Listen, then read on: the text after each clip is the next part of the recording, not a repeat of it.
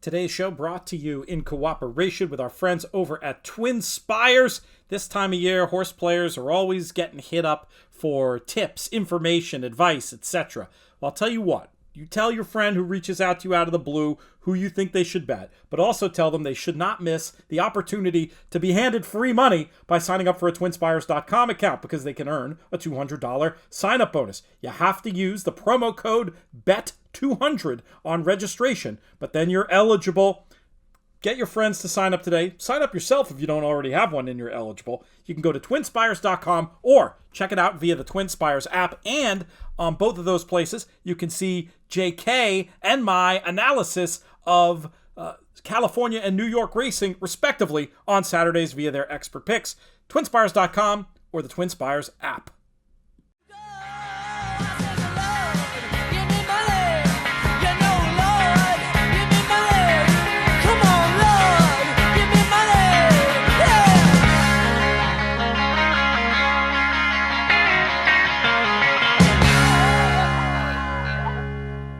Hello and welcome to a very special edition of the In the Money Players podcast. This is our annual Derby Draft edition.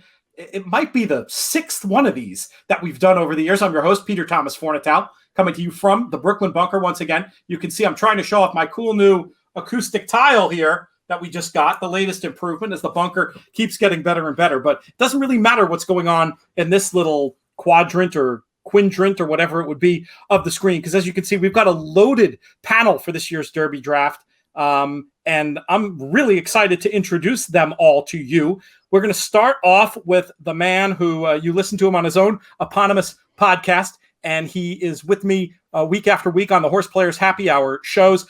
The reason I'm bringing him in first is because I don't think we've ever given his props for being the defending champion in this event. He pulled it out right at the last moment, got the job done in the Breeders' Cup Classic with the big, authentic win. Speaking, of course, about TV's Matt Bernier. Matt, how are you? Good, Pete. Good to see everyone. This should be fun. It always is, year in and year out, and I look forward to hopefully going back-to-back. And we'll next introduce the contestant who was robbed at the last moment there. When she got the number one pick in last year's Derby draft, we thought it was all done and dusted, and she was going to be the winner. But tis the law. Those Travers points didn't help you out, Naomi. So in the end, you had to settle for second. What do you think? Will second time be the charm for you? I hope so. Bloody authentic. Good horse, though. I mean, horse of the year. Did we all see that coming? He was good, but that classic win, that was quite something. And the Preakness. Second in the Preakness, he still got a couple of points there too. So I'm going to try my best once again. Clearly, that first draft round pick hasn't been my favorite. Well, we're going to see. We off air did the draft, and you will get another chance. You're in theory, unless something strange happens, going to be drafting first once again. Yeah. Next up, we're going to bring in the man who almost caused the cancellation of this event, because I got so tired of him bragging after the 2017 version about his Kinchen Slam. He's got a new shirt out. It's phenomenal. He's not wearing it today. I was kind of hoping he would, but he is decked out in that nice orange jumper over there. He's coming to us from the planet Texas. He's the people's champion, Jonathon Kinchen. What's up, JK? Yeah, I mean, like we talked about, I had to kind of, let my son beat me in basketball type of deal. I didn't want to discourage you guys. So I've let you, what? This chair is super uncomfortable. Oh, I'm sitting on this shirt.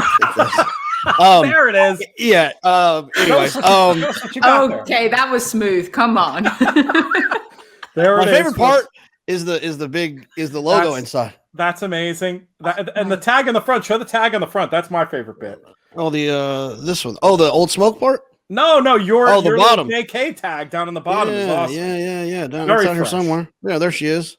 oldsmokeclothing.com. Use the promo code money. Put some, JK, these pick fives aren't going to pay for themselves. Yeah. Got to put some money in the man's pocket. Next up is a man competing in this event for the first time. He's listened to these shows. I don't know. I don't know what he's doing up there in Kingston, New York. He's somehow channeling some combination of a younger me and maybe of the Beach Boys in the 1970s. He is the host of Redboard Rewind, Spencer Luginbuhl. Spencer, how are you, my friend? I'm good. It's the JK PTF love child situation going on. So I just wanted to let you all be aware. Where's the fedora? It's somewhere around here. I just try not to wear Oh, that. come on. The beard in the shirt does it. It's enough. Well, are you feeling confident? Is there an intimidation factor participating in this event for the first time, Spencer, against an array of former champions? I've had a bunch of cronies from the Daily Gallop up day and night looking at certain pedigrees and certain horses. So I think I come here well prepared. We'll have to see what happens. I find it a terrifying concept, folks, that Spencer has minions apparently to do his bidding. It's crazy stuff. So we'll do a little reset here so folks can know what is going on with this event who've maybe never seen one of our shows before in this regard. The idea is we're going to draft teams. We're going to have obviously 5 teams. They're each going to have 4 horses on them. We're going to accrue points throughout the 3 Triple Crown races. Last year, I mentioned Breeders' Cup Classic before. Because of the chaos of 2020, we changed the rules, as happened in so many areas of sports. But this time around, we're going back to the traditional. It's the Derby, it's the Preakness, it's the Belmont. And you get 10 points for a win, 5 for a second, and 3 for a third. Off air, we did the little draw to see who's going to go when. And Naomi, for the second year in a row, had her name drawn out of the hat. But I heard a little, I didn't quite get it as we were getting ready for the show, but it seemed like there was some talk about a trade offer. Which of you wanted to make Naomi an offer for this number 1 pick? Up for sale. Yeah, I'm in. I want to. So I'm picking 4th. So because it's a snake draft, I have the 4th and the 7th pick. I will give my 4th and 7th to Naomi for her first. So she'll actually keep her second round pick. So she'll have an extra horse while I'll only be I'll be 1. Well, she will if she says yes. That's the key. Well, that's the offer. There was a trade before 2018. Chris Larmy, who we should give a shout out to. There's only room for so many boxes on the screen. Chris has made a great habit over the years of picking teams out of the cast-offs from our Derby draft. And 1 year, he actually tied for first doing that. So a pretty impressive player, Chris Larmy. But back in 2018, I traded with him, picked Justify. The rest was history. I thought the Kinchen Slam wouldn't bother me anymore after that, but you know what? It still kind of does. But yeah, so this is not unprecedented in the history of the draft, but it's up to you, Naomi. Your call. Are we gonna make this trade, or are we gonna tell You're JK? you're not helping me here going, oh yeah, if you get the first pick, you pick like a Justify. And I'm like, do we So have a I would Justify get- in this year's group? That's a question to start with. Yeah. So I would get for the first trade, I would get the 4th and 7th, and I still have my 10th pick. Hang on. 11th? Yes, 10th So I get 4, 7, and 11th. You'll be loaded. You'll be loaded for the early 4, part of the draft. 7, 10, and 11. You'll have half the Derby field. Yeah. But not the number 1 pick. Oh my! You know what? I was sitting here thinking about it the whole time. I feel such a rookie when it comes to trade deals and stuff. And I feel like JK, if you're doing me on this one, I will find you in Saratoga. He's an easy man to find, and the hair makes him an easy target. I'm going to do it. Okay, you got it, JK. All right, that's fascinating. Okay, so JK is going to move to the number 1 pick. Let me just make this official. JK gives up both of his second round picks. So just to confirm, that is the 7th and the 4th pick are now Naomi. Okay. With that, JK, let's kick this sucker off. Let's light this candle. You went through all this trouble. We asked the question before, is there a Justify in this year's Triple Crown Trail? And who is it going to be that you made this last minute move to get this number 1 pick? Yeah, I mean, I think a lot of the horses that I'm interested in are going to be there when I want. The only horse I think can win all 3 of the races, or at least 2 of them, happens to be Essential Quality. And I wanted to make sure that I got Essential Quality. When there was a Life is Good, when Concert Tour was still Concert Tour, before Greatest Honor realized that he wasn't as good as we thought he was, this seemed to be a pretty competitive Derby. And that seemed to have changed in the last 24, 48 hours, for me at least. And I just think Essential Quality is better than these, faster than these. One of the big things I like about him is Brad's confidence the horse is going to stretch out. We talked about it on JK+1 when he said that after Essential Quality's first work, he said, this is my Belmont horse. And if he's a Belmont horse, then he ain't going to have a problem going 10 furlongs. He's faster than the rest of them. Obviously the draw is, I think, could matter. He's undefeated. When I look at this list, he's the only one that I can say this horse could win the Triple Crown. He's the only one. None of these other ones could win the Triple Crown, in my opinion. Would anyone have had a dissenting opinion? If had anyone picked first, would anybody have picked something other without telling who the horse is? Because it might still come into play. But I'm just curious if anybody would have done differently. I think I would have felt the obligation and had to pick him. But I do have. I would have been a little bit torn because you only have one chance at about 4 horses that if you wanted them, you would have had to grab them first. Who else would have been with me thinking maybe of going a different way? I just feel for me overall that if you're going to pick number 1, you have to have a horse that you think can win at least 2 of the 3 legs. And I don't think Essential Quality is that type of horse. I think that for this exact Triple Crown, I think we're going to have 3 separate winners for all 3 races. Interesting. Well, we're gonna see, Spencer, where your interests lie in a moment. But let's move on. Oh, look, I love that. We have another nice new little graphic there that producer Craig has come up with. We kept him busy all weekend making these graphics, and he's still getting after it there, popping stuff up on the screen. I should have mentioned before, this is obviously usually our early week show audio only. We're doing this with YouTube this time around, and we're going to promote a little bit of interactivity when we're done doing the drafting the teams here. We want you to pop in the comments who you think has the best team, and also just let us know your top 4 horses under this point system. You won't be bound by rounds or anything. You can go ahead and pick the top 4 obvious ones if you want, but we'd love to keep the conversation going on YouTube. So if you're listening to this as a pod, hop over there and check it out as well. I don't want producer Craig spent all weekend doing this. I don't want that work to go to waste. We got his fiance mad at him we want it to mean something. Matt Bernier, let's move on to you with pick number 2. What are you thinking is where are you going to go this year as you try to make it back-to-back wins in the ITM Derby Draft? The way Jonathan laid it out, for me, it's the same way. What looked like a really competitive group at the top over the past 4 to 5 weeks hasn't fallen apart, but I mean, Essential Quality is the most consistent. And I think consistency right now is as important as anything, because it feels like you've got horses that show up and all of a sudden fall off the face of the earth for one reason or another. I disagree that he's that much faster than everyone else. I'm not super convinced that he's taken a giant step forward as a 3-year-old. Maybe I'll be wrong in time. I still think he arguably is the best horse. I just don't think he's really improved dramatically. The problem is, outside of him, I think you've got questions with everyone. And rather than try to, kind of slot in a horse that I think maybe is the second best overall or whatever the case may be, I just want to take the horse that I like. I still believe in him. I have no idea what happened in his last race, and this is going to be a bit of a reach. Some people probably roll their eyes. I'm going to take Mandaloun. I loved him in the Louisiana Derby. He was terrible that day. Why? Your guess is as good as mine. But he's run fast. Almost as fast, if not faster. I actually believe he's run faster than Essential Quality from a buyer standpoint to date.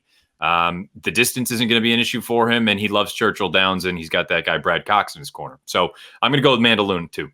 It's very interesting. I thought watching live the last time, it was one of those too bad to be believed performances, and the idea that he might have bled popped into mind, but it didn't. Apparently from the post-race scope, that wasn't the issue. Just for you as a horse player, Matt, to have this kind of confidence in him, do you have to tell yourself some kind of story when a horse's last race is that bad? And this goes not just for Mandaloun in the Derby draft, but just for handicapping day in, day out. When you see a race that's too bad to believe, can you basically put a line through it and pretend it doesn't exist, or do you have to tell yourself a story? Well, I think typically you'd like to hear a reasoning, a rationale, even if it's, I hate to say it this way, even if it's BS. I'd like to just hear something. And it sounds like from what I think I read something from Brad Cox. He said, I don't really have an answer for you. I don't know why he didn't run well, but he had trained well leading into it. And it seems like he's come out of it training well. I had kind of theorized that I thought the ground might have broken from beneath him at the start of the run a little bit. And then you combine that with a wide trip. Again, I'm just kind of drawing at straws here, but there's every fiber in my being says this isn't a smart move. You don't want to take a horse coming off a bad race going into the biggest race of their life. But for the reasons that I kind of brought up, that he is as fast, if not faster than everybody in this group, I don't think the distance will be the problem. And I think the horses in Louisiana this year, I know typically that path gets a bad rap. I think they're pretty decent. They're not superstars, but I think they're decent enough. And if I don't love anyone else so much, I'll take a shot with him. Sounds quite reasonable to me. Spencer, time for your first ever pick in the ITM Derby draft. Who's it going to be for you? Well, I am a little bit sad that Mandaloun is gone. I've been very high on him doing my shows with Brian Nadeau over there on Redboard Rewind. Happily, my horse is still up there, and I'm going to go with Hot Rod Charlie. I just think that this type of horse, coming off that nice Louisiana Derby win at the fairgrounds, had been, going through the Robert B. Lewis and also broke the maiden at Santa Anita. I feel like this type of horse, facing the tougher, at least I think the West Coast horses are a little bit tougher this year in the Triple Crown Trail. Obviously, we've had some defections and injuries happen. I'm just happy to take this one at 3, and that 99 buyer speed figure last time out looks really, really good to me. It's an interesting horse for sure. I would have predicted him going in the first round. I think that international price we see on the screen right now, 10-1, almost has to be lower with the way this market is going to develop. Now, the Derby is always tricky because of all the narratives that emerge, and you can see some, shocking things in the way horses get bet. But yeah, this horse to me definitely feels like a single figure price and a logical one. And I kind of like the fact that he's had success in more than one jurisdiction. Again, there's a little bit of, like with Essential Quality, there's a little bit of consistency with this runner in a year that hasn't produced all that much of it. So I totally get that. I would have been tempted to go there had Hot Rod Charlie been around for me. Naomi, now you start to get involved with your plethora of picks. Yeah. I wonder if you had time to strategize on the fly about what you were gonna do with this whole bunch of picks you have coming up in the between now and pick 11. We're going to be hearing from you 4 separate times. So how are you going to start? I'm trying to strategize on the fly. I really loved Hot Rod Charlie as well, so I was a little bit disappointed he's not there anymore.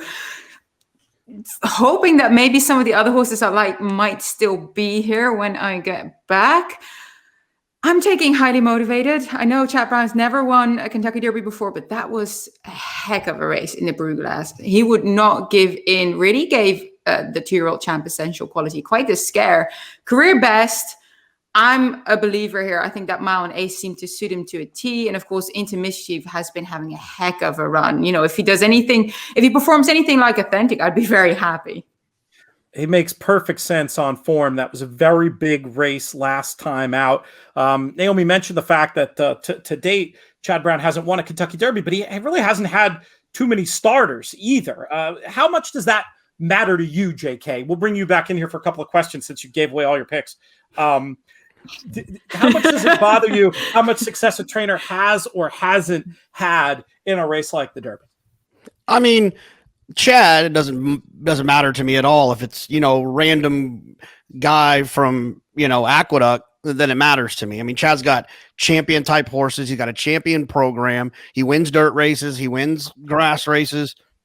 I could care less. It's like when people used to act like Todd couldn't train because he had never won a Derby. I don't.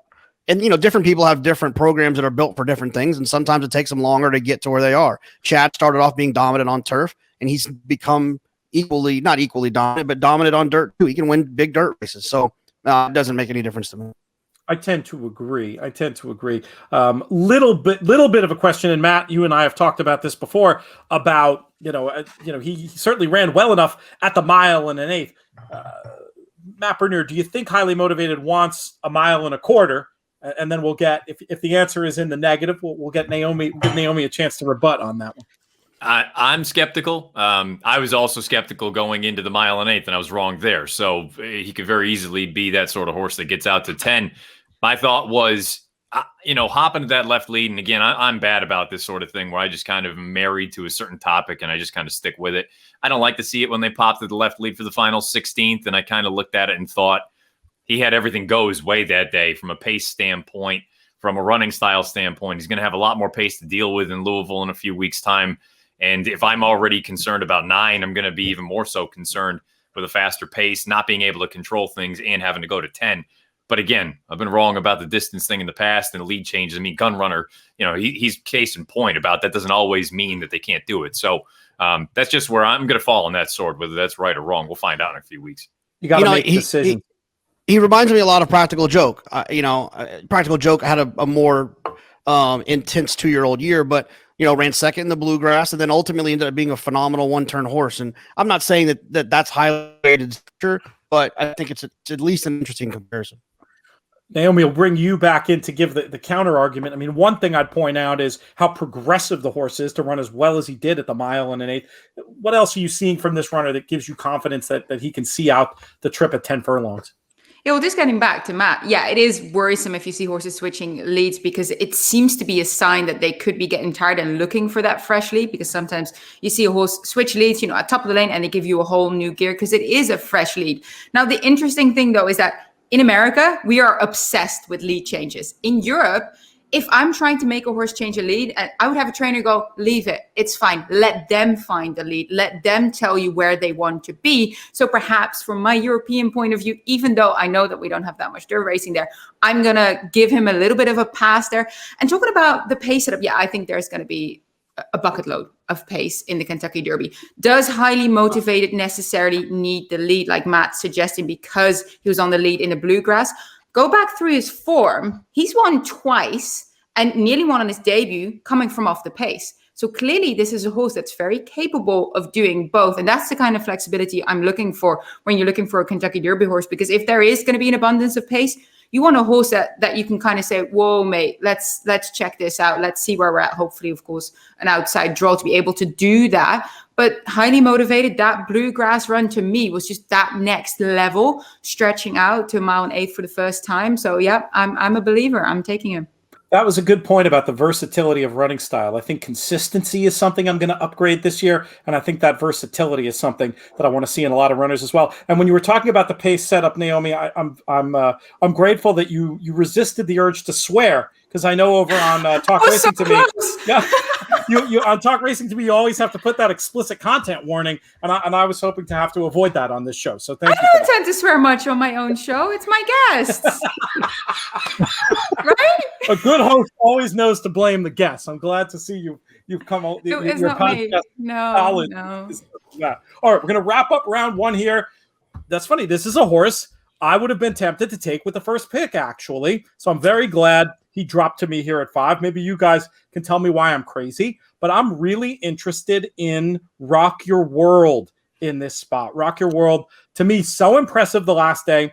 And this was one that I had written off as a turf horse. And then I went and looked at this pedigree, and I don't quite know why. I mean, I guess just because he started the career on turf, but Candy Rides will run on anything. You got Empire Maker in there. And then you also have in the female side of the pedigree some Giants Causeway, who could certainly act on the dirt as well. There's also been some narratives around this horse that this is a need the lead type. Personally, I don't see it. I mean, this is a horse that rated kindly on the turf. I agree he's not going to want a lot of kickback, but as long as he were to draw in the outside half of the field, I could see him getting a stalking, clean trip. And on figures, this horse is something to reckon with.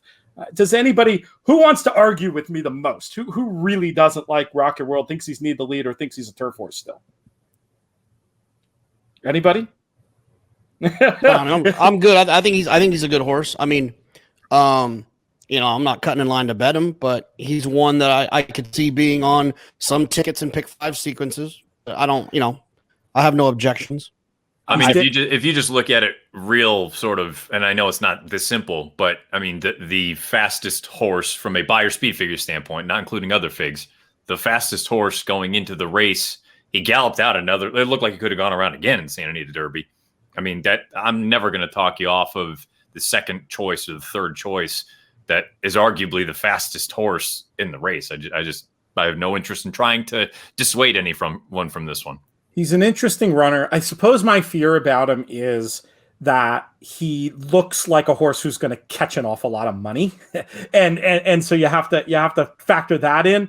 I don't know. Maybe some of those narratives take hold and he gets a little bit lost. But the international price certainly heating up at 6-1, and beyond essential quality, this money is going to have to go somewhere. It's hard to know how short they're going to make essential quality. Are we going to be potentially looking at Tis the Law, part 2 with how crazy the market goes at the top for essential quality? If that happens, I think Rock the World's price could preserve. But if essential quality is more the 5-2, 3-1 that the international market has him as now, that means some other horses I think are going to be in that 4-5-1 range. He could be one, but I mean, hey, for a game like this, that stuff doesn't matter. So I'm happy to go with him. And in doing so, I will close out round 1. We'll look at a little recap right there up on the screen that will appear later in post-production.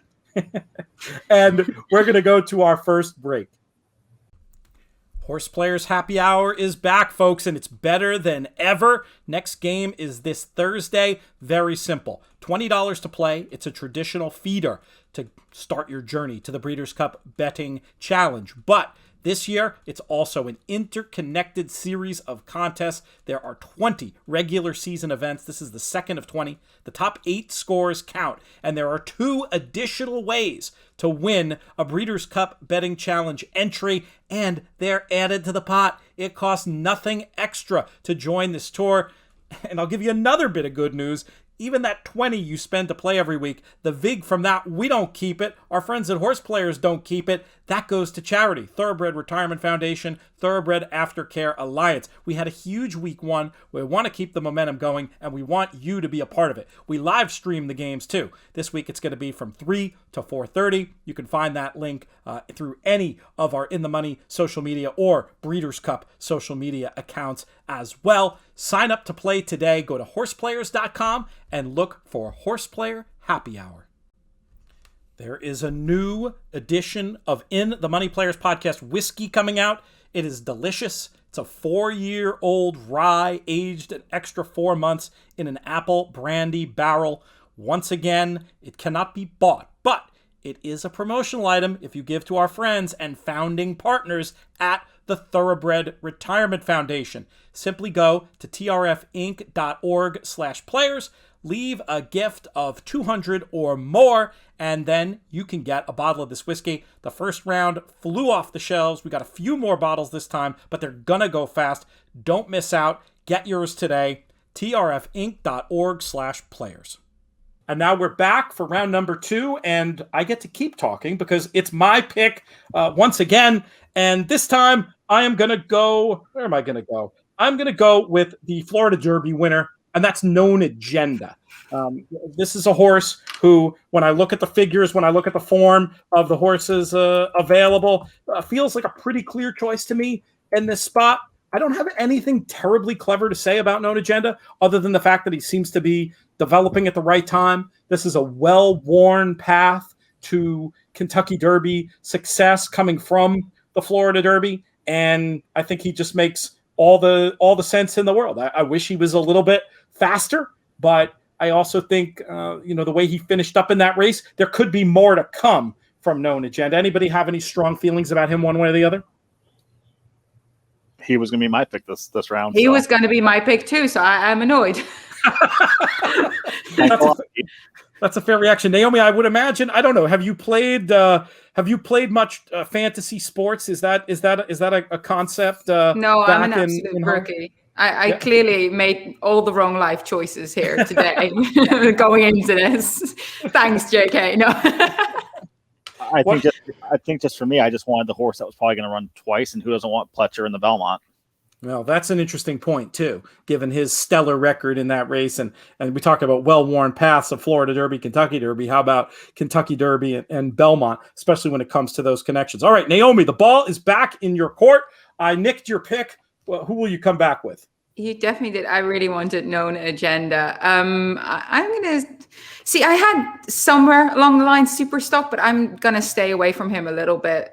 So whoever wants to take him, go for it. I'm going to go with Caddo River, possibly pointing to the Preakness instead, according to Brad Cox. Of course, we don't know where he's exactly going to go. But if we get a fresh Caddo River into the Preakness, I want to be on board. He was the one making all, of course, in the Grade 1 Arkansas Derby. Concert Tour was breathing down his neck.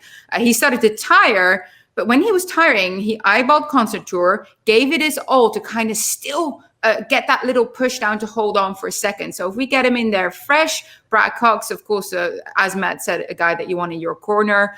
I'm going to hope maybe Caddo River fresh going into the Preakness might have a bit of points there. That makes sense. I think that's a very intelligent approach. And since the Arkansas Derby came up, we didn't have a traditional show this week. So this is as good a time as any to do a quick little recap of what we saw there. I was extremely surprised by the way that it all played out there in Arkansas. I thought Concert Tour was probably pretty well nailed on in that spot. And I would have doubled my bet as they began the turn in for home. JK, we texted a little bit about it Saturday night. How have your thoughts on the Arkansas Derby evolved when you think back to what we saw there? I think he should have went faster. Concert Tour. I thought that. I mean, I know they went 22-3, and then everyone's answer is, "Well, what do you want him to do? Go 22-1?" Yes, I wanted him to go 22-1. Go ahead and get in front of that horse and get relaxed instead of having to sit off of him and be restrained. If you can go faster, then go on with it.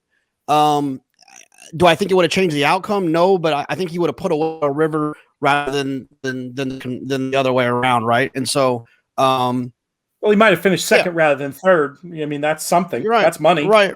Yeah. So, am I be cutting a line to bet him in the Derby? No, but I do think that he is a talented racehorse that I wouldn't be shocked if he improved and ran well in the Derby.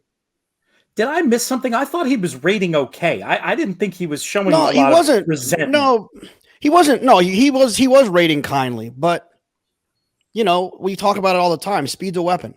And when you're the fastest horse in the race, then be the fastest horse in the race. I think that like that whole chatter about Flo was going no matter what, they kind of had it in their head they were going to sit off. And I think Joel should just let him run. It's interesting. I'd much rather him because I think he's better going faster. And he's better. The faster he goes, the better he is. I'm usually beating the drum right alongside you with these type of arguments, but I felt like, especially like as well as he rated and as fast as it was, I didn't see it that way. What does anybody else think? Let's break the tie on what the tactics should have been and what we're to think about Concert Tour and Caddo River coming out of the Arkansas Derby. I think you always want to be relaxed in a race, so I think JK is right. I feel like you just want to be a little bit ahead. So what if they go a little bit fast? At least then if he goes a little bit too fast and he backs up, at least there's more of an excuse than I'm rating off of a horse. What did you think, Matt? What was your thought initially watching the race about the tactics? Yeah, I had no beef with the ride. Frankly, if he's what I thought he was, he's supposed to win. Never mind not run. I mean, you're not supposed to run third. All around, that race leaves a terrible taste in my mouth. If any of those horses, maybe with the exception of Caddo River, because if we get to a situation kind of as Naomi alluded to, where let's say they do go to the Preakness and point for that race, maybe you do catch some of these horses, off of a Derby effort a couple weeks prior, and he can just go out there. I think he has to go to the front in any of these races. But I mean, the big takeaway for me was if Concert Tour was what I thought he was, not only are you supposed to win, you're sure as heck not supposed to finish third. No, fair enough. Maybe we'll touch back on that if Concert Tour's name comes up, but it's time to move on to our next pick, and that one goes to you, Spencer. Well, since you ended up taking Known Agenda, I kind of had to not scramble. Maybe I'm taking this horse a little bit too early, but I'm just going to go with the runner-up. Nothing better after a hard day handicapping than Soup and Sandwich. I get it. He's on my short list. What do you like about it? The fact that obviously finishing second, nice improved buyer after the maiden win was nice. Went to Tampa. We know sometimes horses don't handle that track that well, and the buyer declined, then came right back up in the Florida Derby to a 90. I know there's going to be a lot of speed supposedly in this Derby, so I think I think it's going to be a lot of tactical decisions that are having to be made, and I really just looking overall, I just want a horse like this that is going to have a solid rider, and I think we're getting no one better than Johnny V. Yeah. Now the jockeys, I should have pointed this out in our graphics heading into this, that the jockeys listed are last riders. I think there's some bookings that are still up in the air for the first Saturday in May. But the thing I like about Soup and Sandwich is just that he seems progressive, and he seems like a type who's got to get better. Will the Derby be too much too soon? Maybe, but I mean, he certainly goes there as a horse who's talented enough to win. Anybody have anything wild pro or con on Soup and Sandwich? No, it sounds he's got a ton of talent. Think he's a little green. Might be a little bit too much too soon, but I think he's every bit as good as any of these other horses. He's the kind of horse who I feel like the Clocker reports the week of will really influence what I want to do with him. If it looks like he's taken a step forward for a horse who's shown greenness, I think I could definitely see wanting to keep him on side. And if he's acting a fool out there, it's a whole other story. Well, Marcus has got 2 on the Kentucky Derby points board. Also Helium. I prefer this lad, so I completely understand this pick. That second, the Florida Derby behind Known Agenda, in front of Greatest Honor, who just, I guess, is not as good as we all hoped him to be. Now, do you think Florida, like the Gulfstream Park track being tighter, doesn't suit him as well as maybe a Belmont track would be? But maybe that's just me guessing out here. But I would have taken Soup in a Sandwich as well.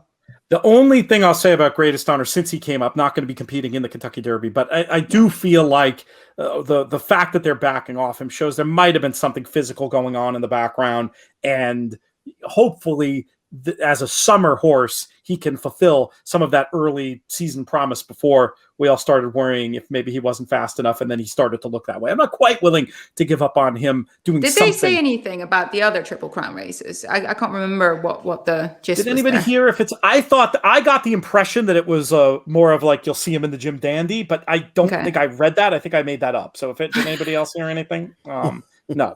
Let's go back to you, Matt, for your next pick in round 2. The interesting thing here is, I mean, I'm kind of just juggling. Do I think a horse will come back to me or not?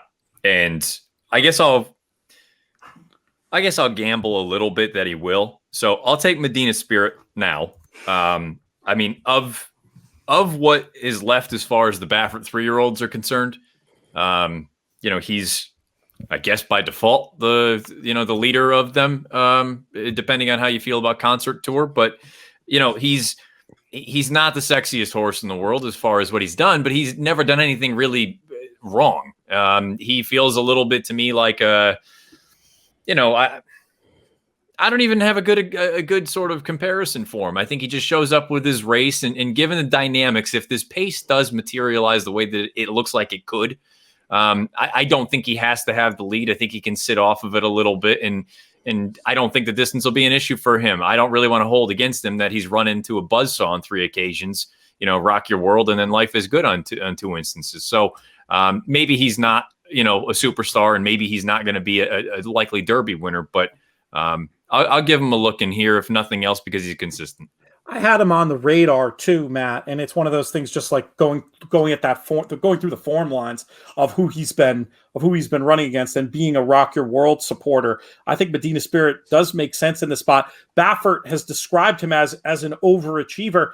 This could be a year that an overachiever wins the Derby if if a couple of those big horses don't show up. What do you think, JK, from this far out, as far as you're thinking about multi-race wagers? Could the silver wig still yet be in effect come this Kentucky Derby day for you? No, I think the silver horse will be in effect in a sense of quality. No, I just, look, Life is Good. I would have even, what we've seen from these horses so far, if Life is Good were to progress like I think we all thought he was going to, from a figure standpoint, I'd have been ice cold, silver wig, easy work, 17 of those Red Lily drinks, easy. But now it's turned into the Essential Quality show for me, just because to me, he's better than the rest of them. Fair enough. Naomi, we go to you. You get 2 picks in a row, but we'll have you close out round 2, and then we'll go to a little break, and then we'll come back for round 3. Who's going to be next? Ooh, that's tough. I get 2 picks, but all the horses that I liked have started to go to other teams, which is, do we do afterwards trades as well? Can I make more mistakes in that? Anyhow, I'm sitting here looking at perhaps a Steve Asmussen trainee, but possibly not the one that is at the top of the leaderboards. I'm going to go with Midnight Bourbon, who has consistently, in a way, to me, been progressing every time he's gone a little bit longer. Yes, well beaten by Hot Rod Charlie and Mandaloun. Can't have those two. Can have Midnight Bourbon to maybe pick up a couple of points for me down the line. I'm not a believer in his other trainee, like I said before. So I'm going to go with Midnight Bourbon. And when we have a commercial, I'm going to scramble to think what my other pick will be. I mean, Midnight Bourbon fits the model that we've been talking about horses that, you feel like you can count on a little bit of consistency. I guess the question that comes and up not for a me, front runner. I'm sitting here, concert tour, of course, Bob Baffert, but like it does feel like he needs to just go to the front. And if there are going to be others, I did think he rated all right, like Matt highlighted. I wasn't upset with him being in the position he was in, but definitely disappointed by what he then showed down the lane. From what we've seen so far in the draft, it doesn't seem like people, at least a couple of us, have too much concern about the form of those horses coming out of the Louisiana path. And Spencer, I know that was one you followed very closely throughout the course of the year, doing a couple of Redboard Rewinds you mentioned with Brian Nadeau. Spencer, what do you think the chances are that these Louisiana form lines could prove to be important come the first Saturday in May? Like we had said with Mandaloun being taken by Matt, that was probably going to be my second round choice, and hopefully No Agenda maybe would have dropped me in the third round. Who knows? Just looking over it, obviously Proxy not running that well. I was not a big fan of Proxy. No others were in the race that came in over the weekend. Obviously sloppy track. Who knows? I kind of feel that what I had thought in the beginning, now Mandaloun had the hiccup. Midnight Bourbon just kind of seems like that clear, concise horse that just keeps showing, just keeps showing up and doing what he can do to try and win. And I think that maybe I was higher a month or two ago, and now they're maybe, second in the jurisdictions. Maybe I'm a little bit more excited for horses coming out of Southern California, and maybe they're tied like with Florida for me. I have to admit, I think that the Proxy dud is making me like hold something against those Louisiana form lines. JK, let me ask you if you think, am I maybe making a mistake? I know Spencer made a great point right there. I mean, the horse was dead on the board, like something was amiss, and the racetrack was sloppy. I mean, maybe Proxy's performance was completely irrelevant to the rest of the horses coming out of Louisiana, but it leaves kind of a meh taste in my mouth from a jurisdiction that has, maybe I don't have the stats in front of me, but I feel like Louisiana horses have not exactly covered themselves in glory over the past few Triple Crown trails. Do you think I'm on the right track with that, or am I being silly? I think it's a mistake to geographically make any conclusions, and I'm not saying you're doing that. I just think you're asking me a question. I just think that the Wood hasn't produced the winner in so long. I mean, it's not going to this year either, but I don't think that it matters. I think good horses just show up where good horses show up, and they run in races where good horses run. Yeah, it happens to be Santa Anita quite a bit because of Baffert, and it happens to be the Florida Derby quite a bit because it's 5 weeks out, and Pletcher and Chad and Shug, and so it and Jason Service was down there. So I guess it works, so I don't think it's a geographical tie, and to agree with you, no, I'm not overwhelmed by the horses in Louisiana this year. I kind of forgot that's probably what tipped the scales to me that was one of my years, the Country House year. That it was probably the DQ of Maximum Security that actually enabled me to get the title that year. Naomi, real quick, did you have any interest in Medina Spirit? Like, would you have taken him? Yeah. So then can we just swap then? Because I Midnight Bourbon was the one I was hopeful would come back. All right. I'm okay probably making more bad decisions, but no, I'm going to win. No, that's totally reasonable. It's totally reasonable. I'm just going to make it the official. I'm just going to make that the official way that it went down. Cool. For recording purposes, because the mechanics aren't as important as what the teams look like in the end. So because I do like Medina's. Yeah, no, I like Medina's Spirit. I'm taking him as like my top selection for Bob Baffert, who has won 6 Kentucky Derby. So you can't, don't discount him just yet. Does the silver wig come in a female version, JK, or is you pretty much just looking at the same? How does that work? Yeah, absolutely. Yeah, Pete, we're inclusive over here, Big Daddy. Don't try to get me in trouble. One size fits all. That's the end of round 2, folks. We will be back right after this. We are very excited that our friends at Lone Star Park are back with another exciting season of action. They've also got a lot going on in terms of handicapping contests, including some really great stuff on Memorial Day weekend. 3 different events, lots of seats on the line. cash as well. This is definitely one where you are going to want to go to Lone Star Park and attend these races in person. As for the season, we're going to have special shows. It's going to be great. Start prepping for the Lone Star Park meet. We're going to be covering it in full here on the In the Money Media Network. And if you want more information about their contest, visit our pretty link, inthemoneypodcast.com/Lone Star. Get more information about everything going on with these Lone Star Park contests this season, inthemoneypodcast.com/Lone Star. We pick up with round 3 just where we left off in round 2. It is Naomi's pick. Very curious to see what she comes up with after making that. She's been wheeling and dealing like Billy Bean on steroids over here. I feel like I'm starting to, I'm learning a lot in a very short amount of time. I don't know if it's good or bad habit. So I'm going to look to all you guys and to see if this is going to work out for me well here. Just ended up with a Bob Baffert horse now, which is kind of nice. Was looking at possibly his other one, but now feeling that as my stable has changed, I might have to change my tactic a little bit. Because as you always say, Pete, if you're going to handicap a race, you want to have a speed horse and then you want to have a closer. Well, I think, I feel like I have a little bit more speed now than what I had with Midnight Bourbon. Trying to figure out who I want in here that could pose a little bit of speed. Now I'm really quickly going through all my PPs that I've gone in here, because I know Medina Spirit is gone, Rock Your World, of course, gone. Can you give us a list of who's gone, who I still have here? I tried to make notes. I'll run through as we it really quick. Along. So the gone names are Essential Quality, Mandaloun, Hot Rod Charlie, Highly Motivated, Rock Your World, Known Agenda, Caddo River, Soup and Sandwich, Midnight Bourbon, and Medina Spirit. Okay, cool. Well then, I'm going to go with the after knocking him so much and saying that I'm not a fan and that I don't want him on the concert tour, just hoping that he'll come back and Bob Baffert works his magic with him. It's the right point to take a shot on a horse who, sometimes that we get so dialed in on the last race that wasn't impressive, and weird things can happen and explanations can come up out of the blue. And I mean, we saw Authentic go from that. I mean, granted, he won the race, but that Haskell that couldn't have been less impressive to a super impressive Derby win. And even though that same idea of a speed and a closer, at least getting two from the same barn, they're not going to be like knocking heads with each other, if nothing else. I think that strategically is the right pick there.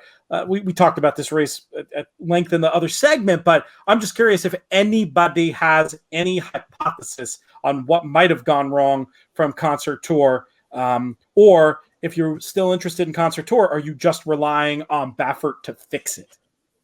I'm relying on Baffert to fix it. I think he just came up against better horses in the Louisiana Derby, and he rated kindly. So I feel like he comes out of that maybe learning something, an experience for him to sit off a horse, breathe. It looked like he was breathing and he was allowed to get into his stride a little bit more. And perhaps Bob Baffert's going to go, okay, that didn't work. We'll allow him to get back to the lead, but at least they learned something about the horse. Fair enough. Anybody else have any hypotheses to share on a horse that was vying for favoritism ever since Life is Good had been declared from the race? I mean, again, kind of grasping at straws. Is it possible the distance kind of bit him? I mean, he went from, I believe, mile and 16th in the Rebel to mile and an eighth here in this race, and it just kind of felt like he flattened out down the lane. I don't know if that's a fair assessment or not, but he looked so good in those two one-turn races. And yes, he blew the doors off the field in the Rebel, but kind of in a way that race was sort of gift wrapped once Caddo River didn't make the front. I don't know. I mean, again, I'm just trying to throw things out there. It makes sense. I think one of the oddest things about it was the fact that he didn't finish his race at least enough to beat Caddo River, who was cutting out that early pace. It was a little bit in the manner of a non-stayer, but as much as I say that, I mean, that's something we have seen Baffert fix on the Triple Crown Trail, the horse that looks the non-stayer, then, turning things around. So I get and like the pick. I'm not sure you'll be seeing any of his number on my actual tickets, except on the deepest of spreads. Matt, you are up next. Let's keep it with you for your third round selection. So, man, I should have went and took a nap. I tried to throw you some questions to keep you involved. I didn't think you would. Did you have something to say about Concert Tour? No, I'm good. I'm just, I'm ready to pick. I mean, I will say this about Concert Tour. I think this is the right spot in the game sense of taking the horse, third round, fourth round. If one of the better horses, from the Derby Trail drops to you, I think it's the right spot to take it. You're not really risking a first or second round pick on it. Yeah. Well, and to Pete's point, I mean, this was a horse that had he done what we all thought he was going to do, he might have been the favorite in the Derby. So now you get him in the third round if he shows up in the Derby, or if they wait for the Preakness, or whatever the case may be. I mean, I can't argue with the value sort of standpoint of it. Who are you going to take next, Matt? So I think Jonathon hit the nail on the head early on, saying that if there's any horse that's going to win the Triple Crown, it's probably going to be Essential Quality. I have a hard time envisioning somebody else. Maybe it is Rock Your World, but outside of that, it doesn't seem very likely. So I don't love anyone else as far as the Derby goes. So I'm going to kind of start looking ahead, and hopefully the plan is still what the plan sounds like it's been all along. I didn't like this horse in the Gotham. I hated everything about the way he moved, but the connections kept saying the Belmont. And then when he ran in the Wood, I thought Weyburn actually ran really well. And I think he has the sort of running style and the profile that fits the Belmont Stakes, where he is not going to blow your doors off. He is a grinder. He's going to stay. He's just going to kind of chug along. And if you get a situation where maybe we get some more randomness over the next few races, whether it's the Derby and or the Preakness, and you get what I hope is going to be a fresh horse. I hope they don't go to the Derby. I haven't read one way or the other. If you get a fresh horse heading into the Belmont Stakes, and I think he's going to run all day, he's going to be first, second, or third, going 48 and change to the half. I mean, I'll take my chances that we don't have a horse going for a Triple Crown come Belmont Stakes Day, and maybe we get a little bit of a unique field put together, and maybe this horse can get something done. It's very interesting to think of him for that race. It sounds like it's quite possible they've circled the Queen's Plate and are working backwards, and that the Belmont is on the dance card. But then again, Derby fever, it's a real thing. And you wonder if, with the various defections, if that plan might get rekindled somewhere along the line with Weyburn. But a horse I'm definitely interested in following. We'll do something. We'll do a little future book show on the Queen's Plate as we get a little bit during that weird little zone between now and the Derby where there's not that much else going on. I think that might be a good little segment, and surely we'll be talking extensively about Weyburn in that context. Spencer, we are back to you, my friend, for your next pick. Matt had me sweating bullets there when he started talking about the Gotham and et cetera, and I was getting a little nervous. Like we had talked about, if I think there's going to be so much speed in there, give me Bourbonic. Obviously, the buyer number isn't there, but I mean, usually when closers win races like this, a lot of other horses have to decline and not run as well.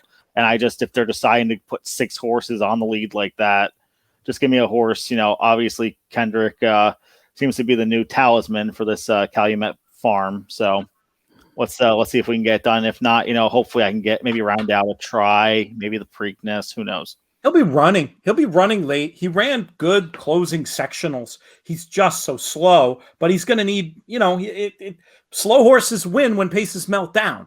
Who's going to be closing better than Bourbonic? I have a theory. Stock? What's that? Super stock? Nobody's got super stock. He's in the conversation. I'm sure he'll be going for one of these next few picks. But Bourbonic it's not like some crazy idea. I think I'm so scarred from my team last year that featured 4 closers that JK labeled Pete's Plotters that I'm unable. And boy, did they live up to their name. That it would have been hard for me to take Bourbonic. But my next pick, I may well end up with a closer. But JK, you're out of the penalty box. We're ready. We're ready now for your second pick in this Derby draft. You think you have it sewn up with Essential Quality, but where are you going to go? 3. So I have 3 more horses, right? You have 2 more horses. We're each getting 4 horses? We're each getting 4 horses, correct. Yeah, but he's only had 1. I only have more, so I only get 2 more. Yeah. Okay. Woo. Okay. Well, I'm gonna go ahead and get this one now. And my goal is my next 2 horses. Craig doesn't even have a draft for them. I'm gonna take. We're gonna create one in post. So just so you know, we created a contingency. Okay, and I think I even said to Craig, Jonathan's gonna pick some insane horse at the end, and we'll just make that graphic and post. And I told them the decorated invaders. Okay, I'm gonna take Rombauer. I bet we have a Rombauer graphic. Do you think? I hope so. He's on the list. Oh! No post-production needed. Well, I'll get him. I'll get him with my next one. Knows his stuff, JK. He stays up late at night scouring the internet, looking for reading obscure Derby blogs and creating graphics. I'll get him in the next one. Rombauer for me is a type of horse that I've actually talked to Michael McCarthy about it. He just thinks he'll run all day. So if he doesn't get in the Derby, he seems like the type of horse that might show up to the Preakness or the Belmont and run all day, and Belmont go hand in hand. And I think, people that listen to our shows know how I feel about Michael McCarthy as a trainer. I think he does a phenomenal job. And so getting a horse like that on the outside looking in, I mean, I thought about getting Sainthood, but he's just slow. And I liked him that day in the Jeff Ruby Stakes, but I don't know. I didn't, he just feels too slow for me. So give me Rombauer, even if he doesn't show up on the first Saturday in May, I'll catch him on the flip side. You mentioned two that are on my short list. I mean, Rombauer, love this horse for an underneath type of key. And like we said before, a horse like this gets his pace. I mean, he is a closer I like better than Bourbonic, actually, even though, I just was talking about Bourbonic as one of the best possible closers. Rombauer would have to be in that conversation too. I'll close out round three with another runner that I think could be in this conversation. And he was outfinished the last day in the Wood, but I think he moved too soon, and he moved into the fastest part of the race. But I like the opportunity of him to reverse form on his stablemate and be heard from at some point in here. Talking about Dynamic One, I think is an interesting potential runner to have an impact, and it's really just that trip angle that I talk about so much. People probably start to, if you played a drinking game, every time I picked a horse who moved into the fastest part of a race, you'd be very drunk very quickly. So maybe you want to try that, JK. I don't know, but I think Dynamic One is a little bit of the horses in the Wood. I think he's the most interesting one. Now he's the nicest guy in prison type of argument, quite possibly, but I'm gonna stick to my guns and pick Dynamic One to close out round number 3 here on this year's Derby draft. And we will be back with my next selection right after this. If you like the type of horse racing content that we provide here at the In the Money Media Network, and I'm guessing you do if you're watching this video, going to encourage you to sign up for our In the Money Plus service. Yes, we have tons of stuff that's free. If you want to keep up on all that, you can sign up for our newsletter, inthemoneypodcast.com/email. But if you want even more, exclusive podcasts, exclusive written content, and a lot of special stuff for this year's Kentucky Derby, that's where Plus comes in. It's also a nice way to support everything we're doing over here at the network. inthemoneypodcast.com/plus to find out more. That's inthemoneypodcast.com/plus. Hey folks, are you tired of me talking yet? Hosting the show and then reading all the commercials? Maybe we should have brought in a ringer to read some of these ads this week. Next year, I'll remember that. I'll remember that for next year. I can read the ads. Yeah, there you go. You know what? A much nicer idea. I'm torn between two for this spot, and oh man, I'm gonna go with the horse that I like a little bit better, maybe in the big picture of life. I don't think he's going to run in the Derby. Actually, that's insane. You can't pick a horse you don't think is going to run in the Derby. Scratch that. I'm picking Sainthood. I was thinking about leaving him for you, JK, because I thought you might take him next. I just felt like he's a little bit interesting as a horse who's acted on dirt. See, we've got the graphic for him, but we don't have the photo. So we have the fresh In the Money Players Podcast logo instead. I mean, this is a horse that I'm actually really surprised is only 20-1 in the international market. Feels like a horse that should probably be a big long shot coming out of a synthetic race, but in the right hands, progressive, has shown me he can run a little bit. What was it about this horse that you like going into the Jeff Ruby Stakes, JK? Well, I think it was just that he's running on the synthetic in his pedigree. I believe he's Mashawish, right? Yeah. And like maybe a lemon drop kid mare. Lemon drop kid mare. Yep, right there on the screen. There it is. Bang. Oh, look at that. Beautiful. Yeah. So that was why I liked him there. And then, like you said, I mean, he's trained by Todd. Todd had that stigma of not being able to win a Derby until he did win 2, but he had like 29,000 starters. And so I think that, he knows how to get him there. No doubt about it. We'll talk briefly about the other horse I was going to mention if nobody takes it. But JK, we are back to you once again. The quick fire return to you. Hopefully, I didn't nick the pick that you wanted, and got something ready for us. And this is my last pick, right? It is everybody's last pick coming up right now, round 4. Well, I don't care. For this discussion, I'm gonna give you guys an idea if you didn't already have it. I was deciding between 2 maiden winners this weekend that I saw that I thought were unbelievably impressive. Following C for Bob Baffert at Oaklawn and Stage Raider, the half to Justify at Keeneland. And ultimately, I'm going to go with Following C because I thought he was a little bit faster. But my concern is he's been sprint. So the only way I'm going to get to one race is if that Baffert takes that big jump and runs him in that Oaklawn 3-year-old race that's around 2 turns, and then that sets him up for the Preakness. Or if he runs in the Pat Day Mile, runs off the screen, they get Preakness fever and they run him back in 2 weeks in the Preakness, and then give him a break to the Haskell. A Stage Raider probably has a better chance of getting to the Preakness because I do think Chad probably will go with this horse in his 3rd career start, off a 7 furlong win to that race at Oaklawn. But I'm going to just go with the faster horse and the silver wig, and so I'll take Following C. We knew it had to come out eventually, folks. You couldn't go a whole show wigless. And you win the game, JK. You stump the producer. There is no graphic. There is no graphic for Following C. And I suppose we can make one. Why not? Craig, you and I will work on that. You and I will work on that after you can just put the Run Happy. You can just put the Run Happy logo up. They got to pay for that, JK. Haven't I taught you better than this? Spencer, you're up next. Well, JK made my decision real easy. Stage Raider for me, Hidden Scroll 2.0 probably, but have to Justify. Justify, obviously, winning the Triple Crown, like JK had said, could be in the Preakness. If I can get my 4th pick to run in 2 out of 3, I think I'm well set with my first couple, and I got a closer. So we'll level it out with this one. I like the idea very much in theory, and it probably will work out one of these years of targeting horses to run in the other races. It hasn't proved the path to success thus far, but it easily could. And I think actually in the year when Chris Larmy showed us all up, picking out of our castaways and finishing in a 3-way tie for first, I think he did use that strategy. So it has worked at times. By the way, that year with the 3-way dead heat, JK, you were dead last. Yeah, that was the time you guys win. I do think that production meeting in the middle of the show, the tiebreaker should be your mutuals added up, by the way.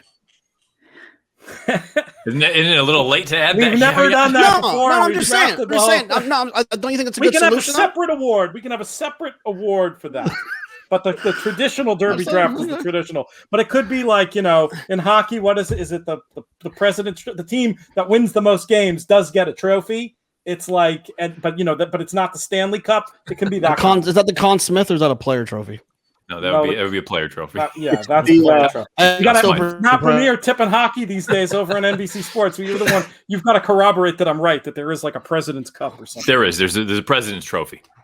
Yeah. So, and Naomi, we can bring you in for this. In football, you got all kinds of different. It's not just the one piece of silver you're playing for. You got the league. You got Europe. Oh, you got all these different types of leagues that they're playing. If you're out of one league, you can all of a sudden win another because you're still in the other one, and it's so confusing that even in the Netherlands we'd have 2 different leagues, and our country is 17.5 million people. Like I don't know how many football leagues we need, but okay. So JK, we'll have the JK Cup. You can determine the rules for that one. How about that? Shouldn't that be the name of the championship for this? Because he pulled off the ultimate. He pulled off the Kinchen Slam. It should be the JK the very next year, and nobody talks about it. They were talking about changing the name. They're talking about changing the name of the Count Fleet to the Whitmore. It sounds like it makes sense to me. I mean, I did have the greatest accomplishment ever in this contest. God. Not that my opinion matters. I would go with the JK Cup. The JK Cup. The JK Cup is our secondary prize. How are you envisioning it working, JK? Just you get your whole team gets just add your I was just saying. I said it should be the tiebreaker. Like if we end up in a tie. Oh, I thought you were proposing a whole different way of keeping. No. Just a tiebreaker. Because who wants a 3-way tie at the end of the year? No, you're right. That was bad. There was another guy who was responsible for that, but he shall not be named. Let's move on to the second to last pick. Matt Bernier, where are we going? Again, probably a silly move here. I'm going to go with Rebels Romance, the horse that won the UAE Derby. I don't know what the heck he beat. Probably didn't beat anything, but they've made it clear they're just going to bypass the Kentucky Derby and go, wow, and there's a slate. This is unreal. I'm telling you, he's a pro. We didn't get a picture, unfortunately, but we do. Wow, well played. I have no idea if he beat anything, but he couldn't have done it any easier. And for them to just outright, and probably it helps when you have a horse like Essential Quality in the stable, and you go, look, we can win this one, and we can save this one for down the road. I thought he was really impressive, probably beating, less than what we would be used to over here. But given the layout and my options, I'll take him as a wild card. Can you imagine if it's the other Godolphin, not Essential Quality, but the outsider Rebels Romance who gets the job done? What an insane story that would be, and it would also be very horse racing. So sometimes you can. If you can find a narrative that's going to pay big, play the narrative.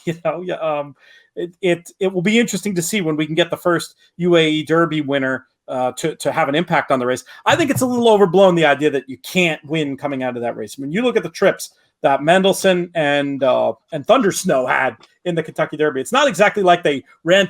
If they had run to their form and it was just not good enough, I think maybe even then it might be a specious argument to say, oh, you can't come out of the UAE Derby and win. But especially given the horror shows that those two both had, I think it's the right place in the draft to take a horse like that. Well, keep in mind, PTF, they're not targeting the Derby with him. They're going to go to the Belmont.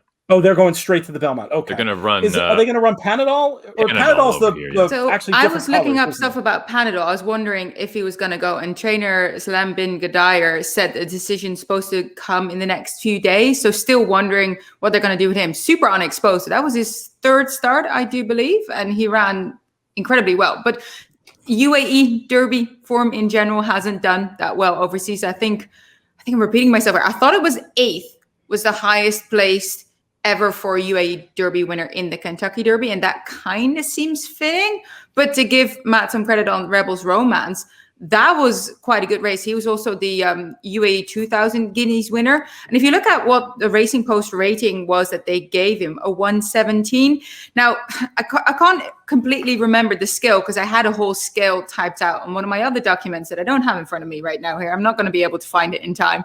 I think loosely said you can probably translate to like a lower 90, something like that. A Racing Post rating in general, you probably mid, subtract 20 sometimes works very well. I mean, I don't want to give him that 97 buyer. That doesn't sit right with me. So I'm saying let's make it a low 90s just on visual what I saw there. And he did put away a fair few of the Japanese horses that came in. They're all like the Saudi Derby Cup horses that came in there as well. So it wasn't a completely terrible race in my opinion, but perhaps I'm biased because I was there.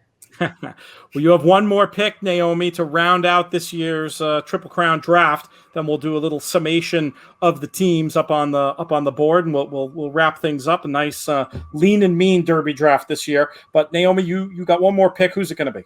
So you're going to have to clarify this for me because I have already had 4 horses, and JK's had.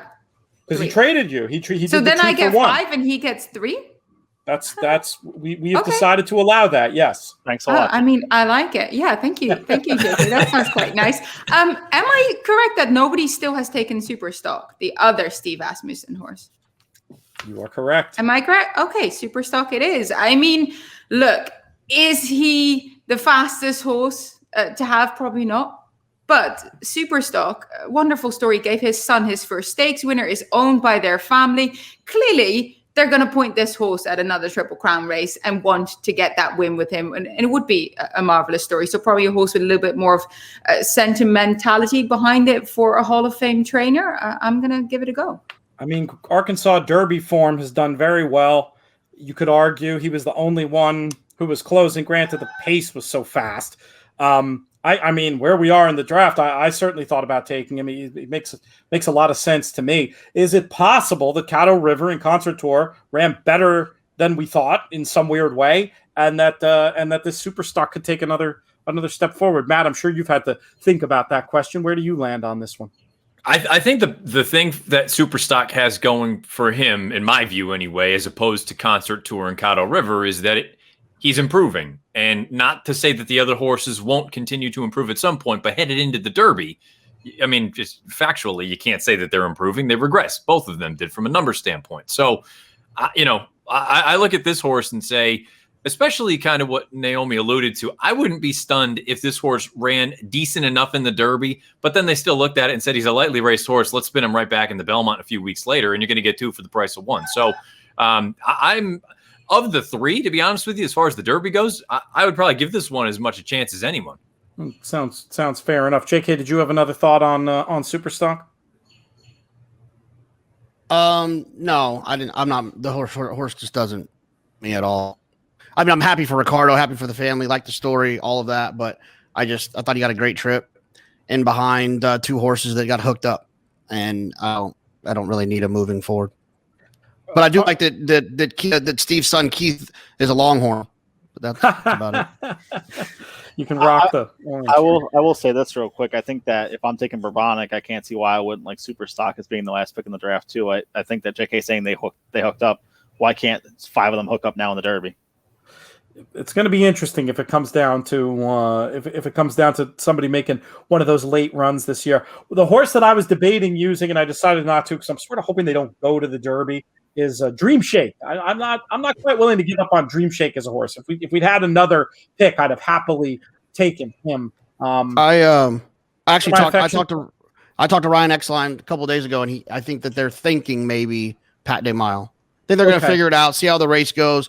See if there's any defections, things like that. But I think as of right now, I think they're thinking Pat Day Mile. I'd love if they don't get Derby fever. I think he's an interesting horse for the summer, and that makes me feel better about not taking him. Anybody have any other horses they wanted to mention, or horses that they're surprised didn't get taken or anything like that? If not, sum things up. What do you have, Naomi? Crowded Trade, Chat Brown's not going to go to the Derby, I don't think, but is being aimed toward the Preakness. So that's a horse to possibly take for the Preakness.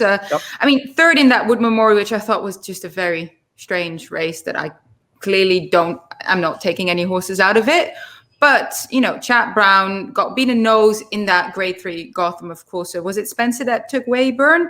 I mean, a horse to take it in your 4th round for sure, I think. Matt grab Weyburn. Why don't we do a little summary of the teams, and then we'll insert a graphic and post for this as well, and then we'll let you guys get on with your day. But I really appreciate everybody clearing out a block of time to do the prep and come on here and join us for what's become a really fun tradition, hopefully made all the better with the addition of video this year. We'll see what folks out there have to say. So we're going to flash these up on the screen, and then we encourage folks to let us know in the comments on YouTube who you think has the best team, and also give us your 4 horses for this year's Kentucky Derby as well. You know what? We'll sweeten the pot. I'm going to do a random drawing of those names if you make a comment on YouTube, and we'll give away a $100 free bet on this year's Kentucky Derby. How about that? But put a little something in it for the effort, especially for podcast listeners, to go over there on YouTube and drop a comment in there. We would appreciate that support very much. Okay, the teams. JK, he's a gang of 3. Essential Quality, Rombauer, Following C. Matt Bernier's team. Mandaloun, Midnight Bourbon, Weyburn, and Rebels Romance. Spencer Luginbuhl comes to the party with Hot Rod Charlie, Soup and Sandwich, Bourbonic, and Stage Raider. Naomi has the fleshed out team of 5, started off by Highly Motivated, adding Caddo River, the Bob Baffert pair of Medina Spirit and Concert Tour, and then wrapping things up with Super Stock. Meanwhile, I've got Rock Your World, Known Agenda, Dynamic One, and Sainthood. And there you go. There are your teams for the 2021 Kentucky Derby Draft. Thank you so much, Matt Bernier, Jonathon Kinchen, Spencer Luginbuhl, and Naomi Tukker. Thanks immensely to producer Craig for doing fantastic work, running the show, and creating all those graphics. Shout out to Alex as well for putting all this stuff together helping us out to do some digging on the data front. Really appreciate all the work he's been putting in behind the scenes here at In the Money Media. What else? We're doing thank yous, so we'll do the other most important one of all, which is to all of you, the listeners and viewers, for making these shows so much fun to do. Another shout out to our founding partners, Thoroughbred Retirement Foundation. Again, if you want that whiskey you heard about earlier in the show, trfinc.org/players for that. Also, 10 Strike Racing and our friends over there. If you're interested in Kentucky Derby content, we've got a ton free on the network, but also check out inthemoneypodcast.com/plus. That's going to do it. This show has been a production of In the Money Media. Our business manager is Drew Coady. Our chief creative officer is Jonathon Kinchen. I'm Peter Thomas Fornatel. May you win all your photos.